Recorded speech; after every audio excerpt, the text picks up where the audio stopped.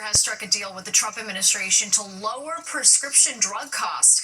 Under the agreement, Pfizer will charge most favored nation pricing to Medicaid and guarantee that pricing on newly launched drugs.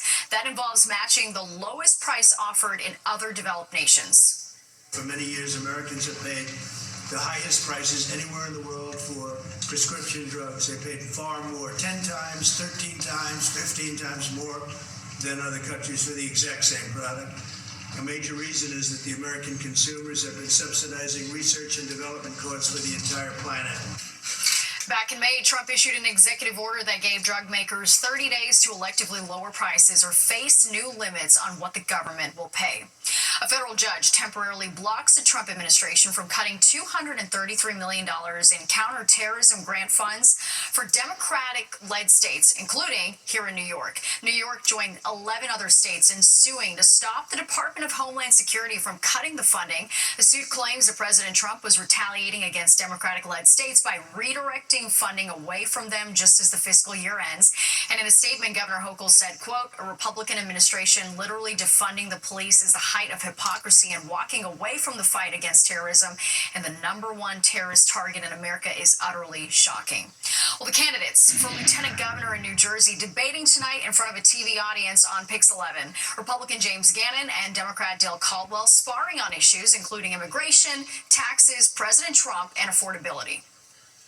Our focus, obviously, is to keep tolls flat, but to look at innovative ways to do that, but also to really look at the interaction and the connection between transit, between the Parkway, and it's not consolidating. It's really looking operationally at those things. I'd like to see them stop. We can't do it anymore. People can't do it anymore. They're trying to work. They can't get to work. They're trying to get home, and they miss story time with their daughter, or they miss a Little League game. They can't get home. You know, it's a broken system that really needs a total review by people that do that type of work. We could learn from some other countries. We could learn from some other states, right, of how to do it better. A Fox News poll released today shows Democrat Mikey Sherrill with an 8% point lead over Republican Jack Ciattarelli among likely voters in the race for New Jersey governor. Well, tomorrow marks the start of Breast Cancer Awareness Month, and take a look at this in New Jersey. Multiple police departments are going pink to show their support. They debuted pink police cars and cruisers today, which are meant to help spread awareness about early breast cancer detection. As you can see from the QR codes on the back of the car, anybody passing these cars, and we have them in circulation throughout the county, can scan the QR code and get a breast examination free of charge. They look pretty good. In total, 6 police departments in Somerset County are taking part in this program. Well, parking violators in Hoboken, beware. Starting tomorrow, the city says it's going to ticket more people thanks to cameras all over downtown. Fox 8's Duarte Giordino got an up-close look at how it's all going to work.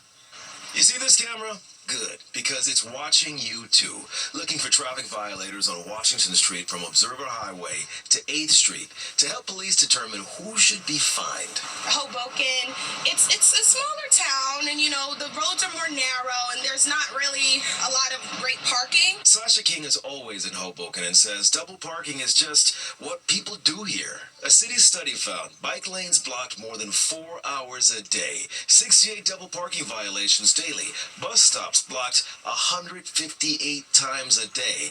Over half of all loading zone use was illegal.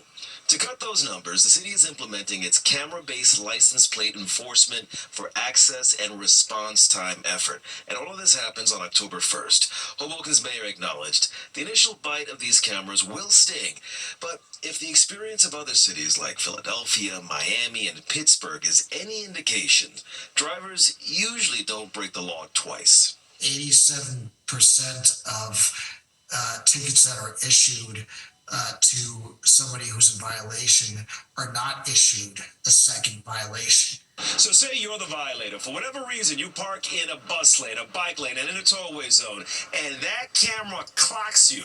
You're not immediately going to get a ticket. What happens is a parking enforcement agent will review the camera footage to determine whether or not there was a violation of the law. If a determination is made that there's a violation of the law, only then will a ticket be issued. I feel the most empathy for people who are doing like Uber Eats, DoorDash, because it's that type of job. It's in and out. You run into the place and run out, and it's really difficult finding parking. Enforcement starts on October 1st in Hoboken. Duarte Geraldino, Fox 5 News. Well, hope you enjoyed those. You're watching the 10 o'clock news. No deal on Capitol Hill, and the clock is ticking. The Senate adjourns for the night, leaving the government to close 1 minute after midnight. Welcome back. I'm Natasha Verma. Steve has the night off. Emotions are high, and Democrats and Republicans in Congress are no closer to reaching a deal to keep the U.S. government open. Both parties refusing to budge from their positions and compromise. Lawmakers will return tomorrow in an attempt to work out a deal. And Fox 5's Linda Schmidt is live with me in the studio with all those details. Linda. Yeah, an hour and a half to go, and it looks like we are definitely heading to a federal government shutdown. It's midnight, it's just an hour and a half away, and it has the potential to affect hundreds of thousands of federal workers. Now, let's go ahead and take a look at the Senate votes earlier tonight that are pushing the government toward a shutdown. Now, the Senate voted again on the Republican spending bill, which once again got shut down.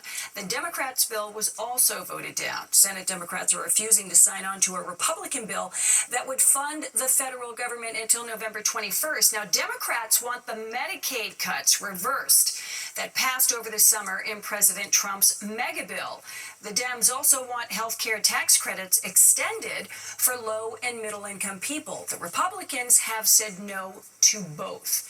In the meantime, the White House Budget Office has already ordered federal agencies to begin implementing their shutdown plans. So this thing is moving forward. Yeah, it's happening. So can Americans expect to feel any immediate impacts from this shutdown? Well, you know, it's interesting. I spoke with an expert yesterday, and he said no. He said most people are not going to have any type of feeling or impact from this in the first, say, week, 2, maybe even 3 weeks. But if it gets beyond that and it gets into many weeks or even months, like it did back in 2018, that the average American will start to feel something.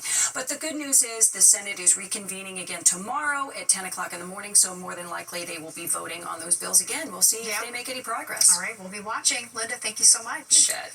Well, a second detainee who was shot during New York households enrolled in SNAP will see bigger monthly benefits. The increases range from $6 to $19 more per household, depending on the size. A family of 4 will now receive up to $994 per month. The adjustments are based off of the USDA Thrifty Food Plan, which tracks prices and inflation. Eventually towed off the freeway. And U.S. consumer confidence dropping yet again in September. The nonpartisan conference board says its consumer confidence index fell by 3.6 points in September. That's a bigger drop than they expected, and the lowest reading since April when President Trump rolled out his sweeping tariff policy. Welcome back. Swifties lining up on West 27th Street in Chelsea for a surprise pop-up in the city celebrating the upcoming release of Taylor Swift's latest album, The Life of a Showgirl. The 3-day event launched today, and fans can step into different rooms designed around her album. Some of the rooms have unreleased lyrics, and of course, every room is a photo opportunity. Hoping that we have some Easter eggs. Maybe there's some merch, maybe not even to purchase, just to see. I like a little bit of a preview. Maybe some music. Doesn't even have to be new stuff. I just want to jam out to some Taylor, so I'm ready for whatever. We were actually at the Botanical Gardens because we had reservations, and then we ran here. And we're all the way from Seattle, so we just timed it perfectly. Yeah. So did you know it was going to happen the next 3 days, or was this? It was a surprise. It was a surprise. Released lyrics, I'm in. All right, the pop-up is open again tomorrow and Thursday from noon till 9 p.m. The new album drops on Friday. Let's get one last check of the forecast.